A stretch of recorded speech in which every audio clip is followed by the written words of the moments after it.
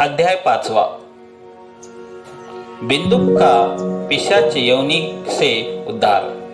सुज्जी बोले, सोनक, एक दिन चंचुला आनंद में मग्न उमा देवी के पास गई और दोनों हाथ जोड़कर उनकी स्तुति करने लगी। चंचुला बोली, हे गिरिराज नंदनी स्कंद माता उमा, आप सभी मनुष्य एवं देवताओं द्वारा पूज्य तथा समस्त सुखी को देने वाली है।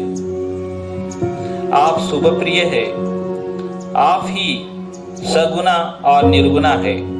हे सच्चिदानंद रूपिणी, आप ही प्रकृति का पोषक है। हे माता, आप ही संसार की सृष्टि, पालन और संहार करने वाली है। आप ही ब्राह्मण विष्णु ब्रह्मा, आप ही ब्रह्मा विष्णु और महेश की उत्तम प्रतिष्ठा देने वाली परम शक्ति है।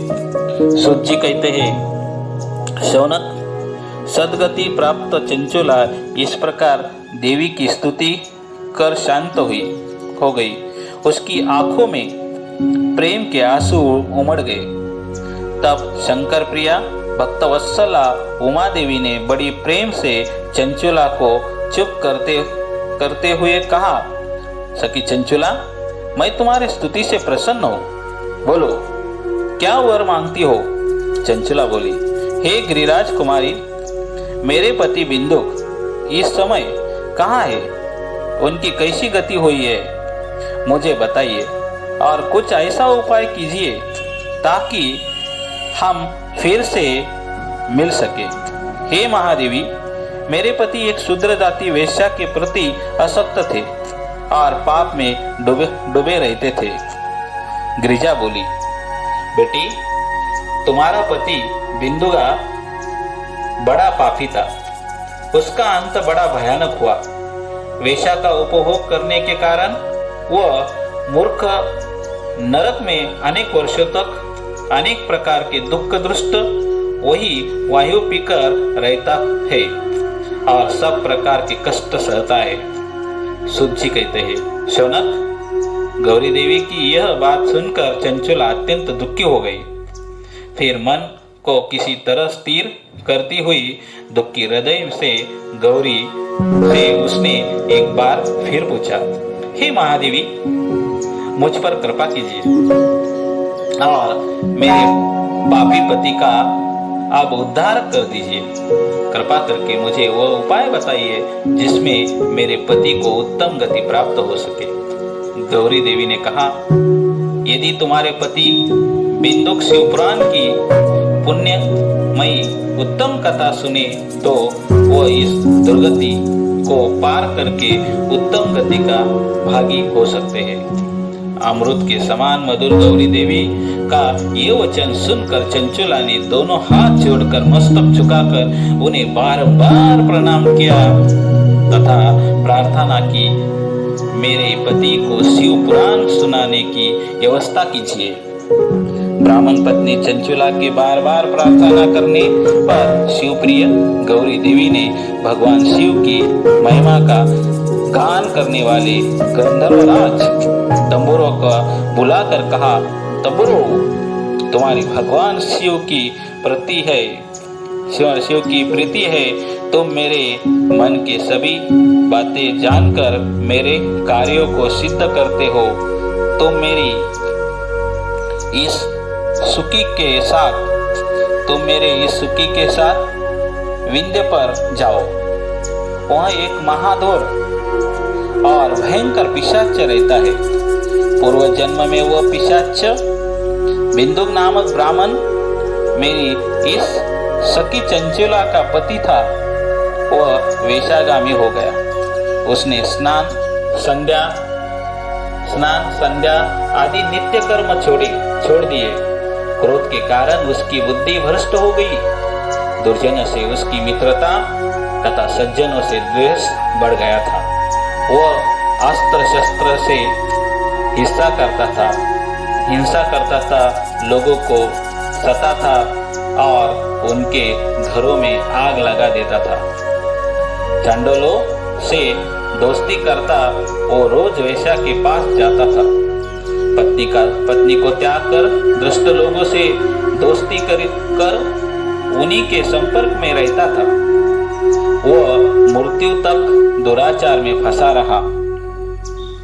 मृत्यु के बाद उसे पापियों के भोग स्थान यमपुर ले जाया गया।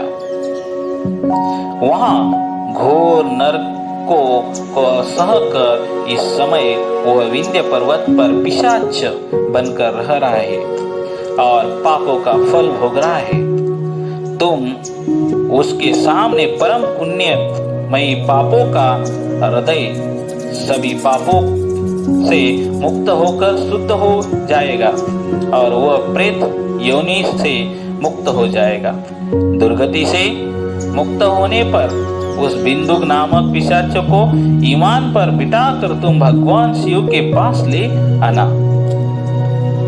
सुज्जी कहते हैं, शौनक, माँ उमा का आदेश पाकर गंधर्वराज तंबुरे प्रसन्नता पूर्वक अपने भाग्य की सराहना करते हुए चंचुला के साथ लेकर विमान से पिशाच के निवास स्थान विंध्य पर्वत गया।